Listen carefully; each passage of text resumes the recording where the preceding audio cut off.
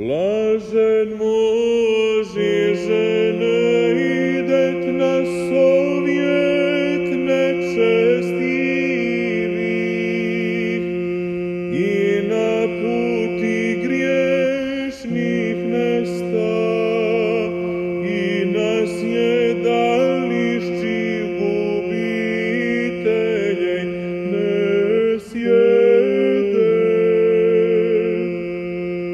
No zakonje Gospodnji volja Jego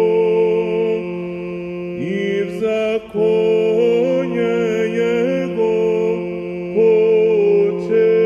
počecja den i noć i budet jako drevo nasaždeno je pri ishodišćih vod, ježe plod svoj dastvo vremja svoje i list jego ne otpadet i vsjaje lika aše tvorit uspjejet. Ne tako nečestivi, ne tako, no jako prah Jegože возметает vjetar od lica zemlji.